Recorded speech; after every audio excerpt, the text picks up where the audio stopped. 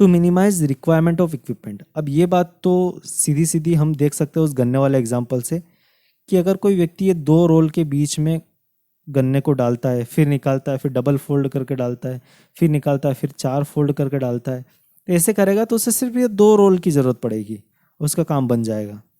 लेकिन अगर वो ऐसा नहीं करता है और उसको उतना ही अमाउंट ऑफ जूस चाहिए जितना उसने 4 बार रिसाइकल करके लिया था, तो उसे क्या करना पड़ेगा, यहाँ पर इन 2 रोल्स के बीच की डिस्टेंस घटा करके, घटते क्रम में जो डिस्टेंस रखना पड़ेगी और 4 ऐसे रोलर के सेट लगाना पड़ेंगे, तब जाकर उसको उतना अमाउंट ऑफ जूस मिलेगा जितना उसे पहले मिल रहा था। मिलेगा ना। तो इन दोनों के बीच की डिस्टेंस सबसे ज़्यादा, फिर इन दोनों की कम, फिर इनकी और कम, और फिर इनकी सबसे कम। तो ऐसे करके उसे वो अमाउंट ऑफ जूस मिल जाएगा जितना कि वो सिर्फ इस सेटअप से 4 बार रिसाइकल करके ले रहा था। तो अब क्या होता है, अगर हम रिसाइकल करते हैं तो हमें सिर्फ इस इक्विपमेंट की ज़रूरत पड़ती है, और रिसाइकल नहीं करते हैं तो हमें इतने इक्विपमेंट की ज़रूरत पड़ती है। तो जो इक्विपमेंट की रिक्वायरमेंट है उसे भी कम करता है रिसाइकल। उसके बाद में एक कॉन्सेप्ट आता है सोलवेंट रिफ्लक्स का। ये जो लोग इंडस्ट्री में काम करते हैं सिर्फ उन्हीं को देखने को मिलेगा, शायद टेक्स्ट बुक में मुझे आज तक कहीं नहीं मिला। ये इंडस्ट्री में मैंने देखा था जब मैं काम कर रहा था वहाँ पे। तो उसके अंदर क्या होता है कि मान लेते हैं हमारे पास एक रिएक्टर है, ये हमारे पास एक रिएक्टर है, सेमी बेस्ड रिएक्टर है। तो इस रिएक्टर में एक सॉल्वेंट हमने लिया है जिसका कि बॉइलिंग पॉइंट है, मान लेते हैं 80 डिग्री सेल्सियस, और ये जो रिएक्शन हो रही है, ये रिएक्शन हो रही है 50 डिग्री सेल्सियस पे। तो अगर आप प्रैक्टिकली देखें, थ्योरेटिकली देखें तो सॉल्वेंट के साथ कुछ नहीं होना है, सॉल्वेंट ऐसा कैसा इस रिएक्टर के अंदर रहेगा। लेकिन प्रैक्टिकली अगर देखते हैं हम, जब काम करते हैं इंडस्ट्री में, तो क्या होता है कि ये जो सॉल्वेंट होता है जिसका बॉइलिंग पॉइंट 80 डिग्री सेल्सियस है, वो 50 डिग्री सेल्सियस पर भी वेपर बनाना शुरू कर देता है, और वेपर बना करके यहाँ पर प्रेशर बढ़ाना शुरू कर देता है। तो हमें क्या करना होता है कि उसे बाहर निकालना पड़ता है इस रिएक्टर से प्रेशर मेंटेन करने के लिए। लेकिन अगर हम इसे सॉल्वेंट को इसी तरीके से बाहर निकालते रहेंगे तो हमें जो रिएक्शन है उसके लिए तो प्रॉपर अमाउंट ऑफ सॉल्वेंट चाहिए, तो हमें एक मेकअप स्ट्रीम डालनी पड़ती है। उस सिस्टम को बोलते हैं मेकअप स्ट्रीम। तो हमें एक मेकअप डालना पड़ता है इस रिएक्टेंट जो सॉल्वेंट हमने बाहर भेजा उसकी फुलफिलमेंट करने के लिए हमें एक मेकअप स्ट्रीम डालनी पड़ती है। तो इन केस इस मेकअप स्ट्रीम को कम करने के लिए हम क्या करती है, जो बाहर निकलता सॉल्वेंट इसको एक कंडेंसर में लेके जाते हैं।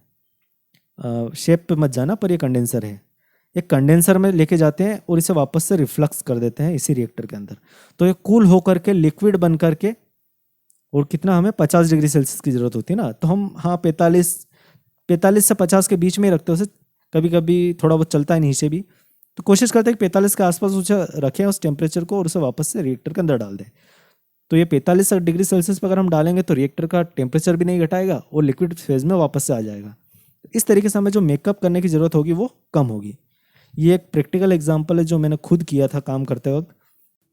अब जो लास्ट पर्पज़ है रिसाइकल करने का, वो होता है to maintain better temperature control in PFR in case of exothermic reaction. तो होता ये है कि एक पीएफआर अगर हम लेकर के चलते हैं, ये पीएफआर अगर हम मान करके चलते हैं, तो इसमें जो इसका ऑपरेशन होता है कुछ इस तरीके से होता है कि जब रिएक्टेंट यहाँ पर होगा तो उसका कन्वर्जन होगा 0%, कन्वर्जन 0%। और जब यहाँ पर होगा, आइडियली कन्वर्ट हो रहा है प्रोडक्ट, तो वो हो जाएगा 100%। ये होती है पीएफआर की कैरेक्टरिस्टिक। लेकिन क्या होता है कि जैसे जैसे एक्सोथर्मिक रिएक्शन में जैसे जैसे रिएक्शन आगे बढ़ती जाती है वैसे वैसे हीट इवोल्व होना शुरू हो जाती है। तो क्या होता है कि यहाँ पर जो हीट का इवोल्यूशन होगा वो बहुत कम होगा, फिर यहाँ पर थोड़ा बढ़ेगा, थोड़ा बढ़ेगा, थोड़ा बढ़ेगा, और अगर हीट बढ़ेगी तो टेम्परेचर भी बढ़ेगा, तो टेम्परेचर भी धीरे धीरे बढ़ता जाएगा। तो इन केस अगर हम यहाँ पर कोई जैकेट लगा देते हैं, मान लीजिए कोई जैकेट लगा देते हैं, या फिर कोई लिम्पेट लगा देते हैं। ये जैकेट लिम्पेट क्या है मैं किसी और लेक्चर में आपको बता दूंगा। तो अगर यहाँ पर जैकेट या फिर लिम्पेट लगा देते हैं तो हम एक यूनिफॉर्म टेम्परेचर उसको मेंटेन नहीं कर सकते ना। कैसे करेंगे बताइए आप। यहाँ पर टेम्परेचर कुछ और है और हीट का इवोल्यूशन कुछ और है, यहाँ पर हीट का इवोल्यूशन कुछ और है, यहाँ पर हीट का इवोल्यूशन कुछ और है। तो कैसे हम यूनिफॉर्म टेम्परेचर मेंटेन करके रखेंगे।